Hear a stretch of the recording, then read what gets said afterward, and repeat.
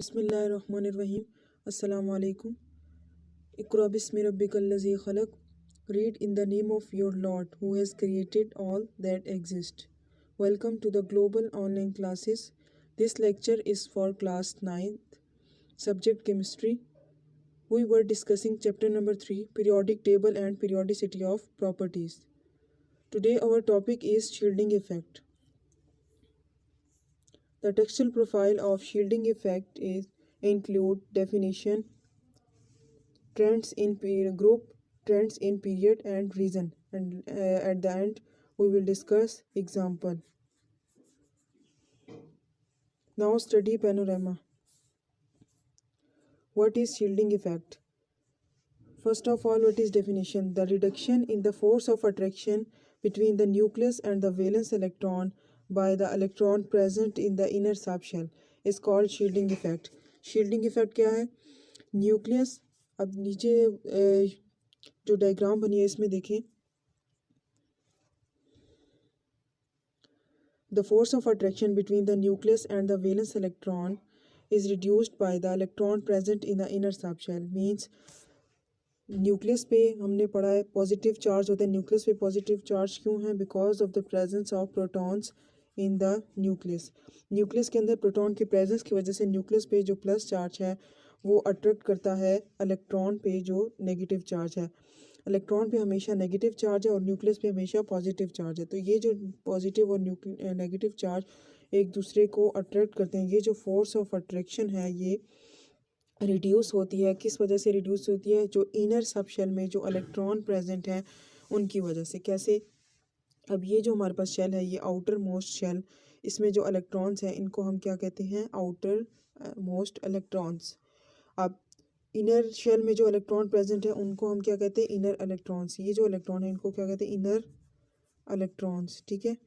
अब inner electron और outer most electron दोनों इलेक्ट्रॉन ही हैं, दोनों पे क्या होंगे? सेम चार्ज होंगे. सेम मतलब कि इलेक्ट्रॉन पे हमेशा नेगेटिव साइन होता है. ठीक है. नेगेटिव साइन एक दूसरे को क्या करते हैं? रिपेल करते हैं. ठीक है. नेगेटिव साइन एक दूसरे को रिपेल करते हैं जिसके रिजल्ट में रिपल्शन होती है, वो एक दूसरे को दूर धकेलते हैं, जिसके रिजल्ट में जो आउटर मोस्ट इलेक्ट्रॉन है ये वाले, ये क्या होगा? इस पर न्यूक्लियस से ज़्यादा फासले पे जब इसको रिपेल करेगा तो वो यहाँ पे आ जाएगा. इसके बजाय वो थोड़ा सा फासले पे इस जगह पे थोड़ा सा न्यूक्लियस से दूर. अब देखिए ज़रा न्यूक्लियस और इस ऑर्बिट में के इलेक्ट्रॉन में कितना ज़्यादा डिस्टेंस आ गया.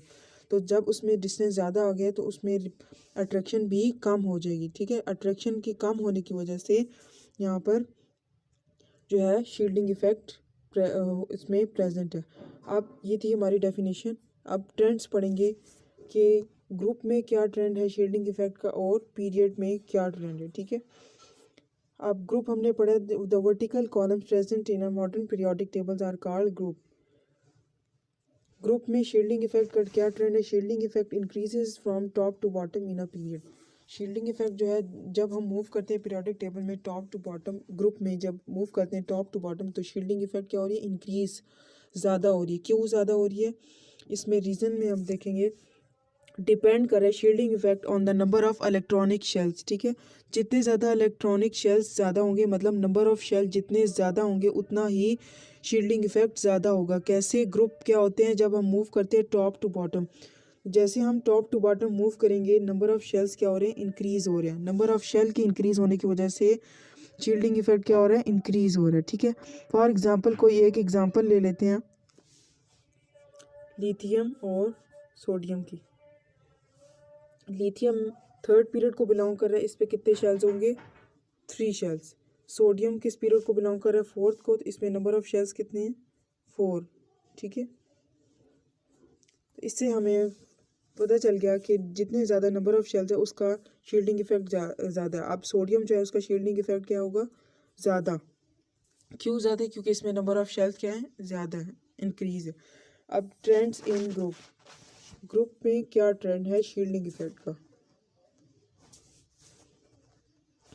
Shielding effect remain constant from left to right across a period. जब हम पीरियड में लेफ्ट टू राइट मूव करते हैं शील्डिंग इफेक्ट क्या होता है? रिमेन कांस्टेंट, एक जैसा है. क्यों?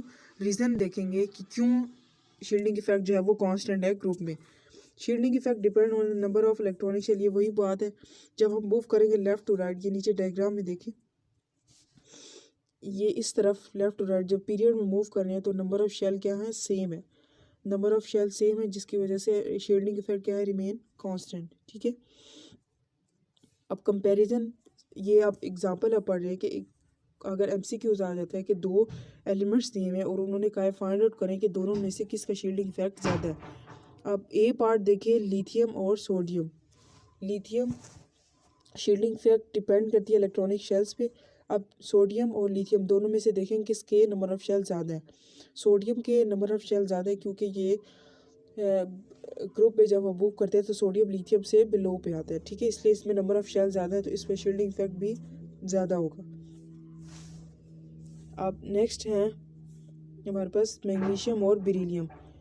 मैग्नीशियम और बेरिलियम में देखिए शील्डिंग इफेक्ट डिपेंड कर रहा है इलेक्ट्रॉनिक शेल्स पे। मैग्नीशियम में मोर नंबर ऑफ इलेक्ट्रॉनिक शेल्स है बेरिलियम के मुकाबले, जिसके रिजल्ट में इसका शील्डिंग इफेक्ट भी ज़्यादा होगा। ठीक है, अब नीचे क्वेश्चन प्रोफाइल है, शॉर्ट क्वेश्चन कैसे आता है। What is question number 2, why shielding effect increases from top to bottom in a group. इस पे रीज़न लिखनी है।